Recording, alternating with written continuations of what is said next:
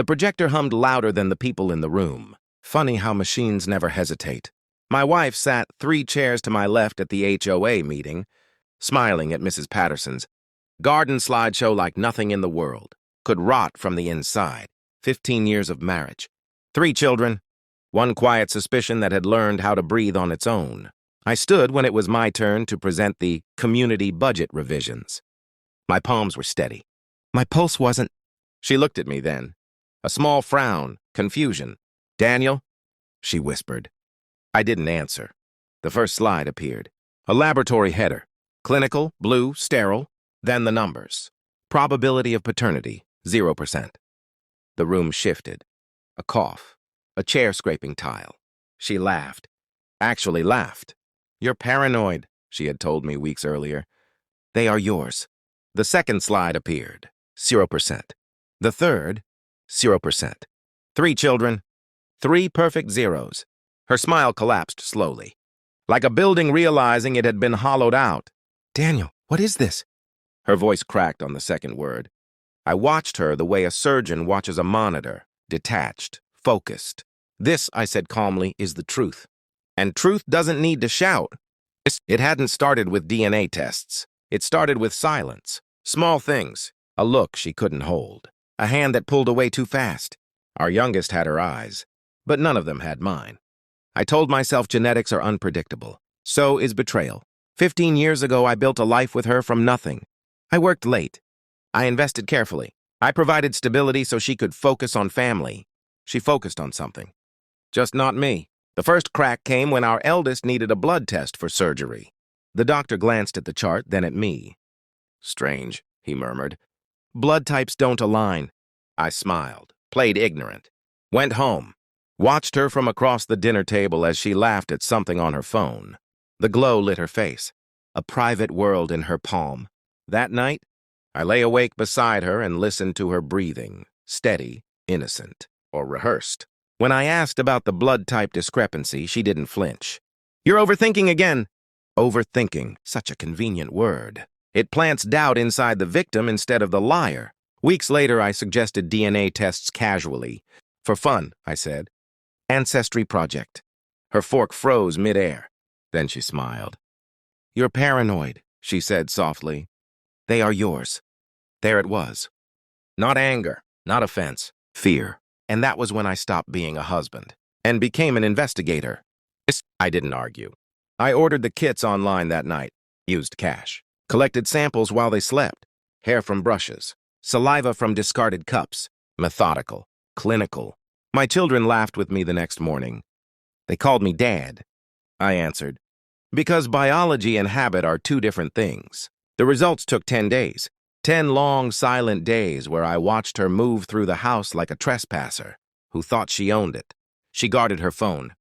She started locking the bathroom door. Patterns reveal themselves when you stop looking for comfort. I checked phone records. 1 number repeated. 17 years old in the contact log. Longer than our youngest. Interesting, I didn't confront. Confrontation is for emotional men. I was done being emotional. Then there was Thanksgiving. My son's wife called, her voice sharp. "If you want to join Thanksgiving, come wash the dishes." A joke, wrapped in entitlement. They thought I was just the quiet wallet, the dependable provider, invisible.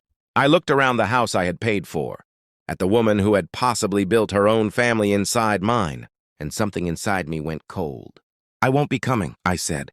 Click. That night I finalized paperwork for my Swiss property, a villa I'd purchased quietly, through an international holding company years ago. Diversification, I told myself back then. Insurance. I didn't realize I'd insured my freedom.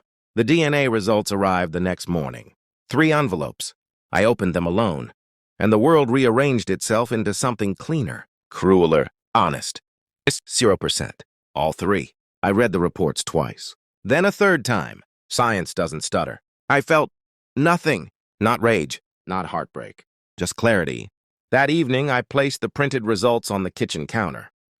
She found them first. Her scream was soft, almost polite. "This is fake." "It's not." "You're insane." "Am I?" Her eyes darted, calculating. Cornered animals do math quickly. Daniel, you can't actually believe." I looked at her carefully. Who is he? Silence, then tears. They arrived on cue.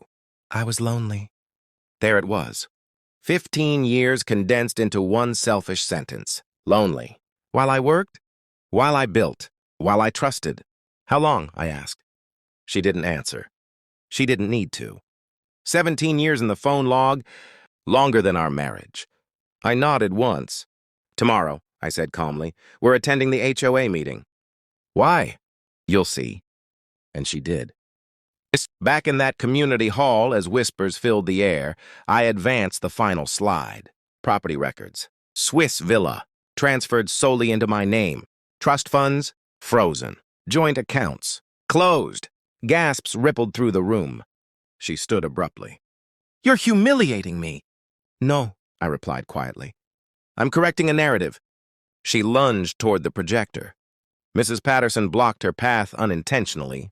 Confusion etched across her face. Our neighbors had watched us host barbecues, smile, pretend. Now they watched truth unfold in sterile percentages. You can't do this, she whispered. I already did. Divorce papers had been filed that morning. Adultery clause, financial fraud, evidence attached. The number she'd called for 17 years? Married. Public records are generous when you know where to look. She hadn't just betrayed me. She'd gambled on me staying ignorant. That was her fatal miscalculation. I shut off the projector. The room was quiet. Her reputation evaporated in less than 10 minutes. 15 years of deception, erased by 3 zeros. 2 days later, my phone rang 71 times.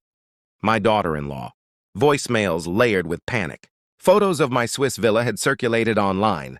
Infinity pool, mountain backdrop, glass walls. They hadn't known. None of them had known. I responded with one message. Enjoy Thanksgiving. I boarded my flight that night. No dramatic goodbyes, no explanations. The children, not mine, but raised by me, would receive educational trusts. I am not cruel, just precise. As the plane lifted, I looked down at the city shrinking beneath the clouds. 15 years gone. But so was the illusion. In Switzerland, the air is thinner, cleaner. Truth feels lighter there. She lost everything that depended on my silence, and I lost nothing that was truly mine, because blood defines biology, but betrayal defines endings, and I no longer answer to either.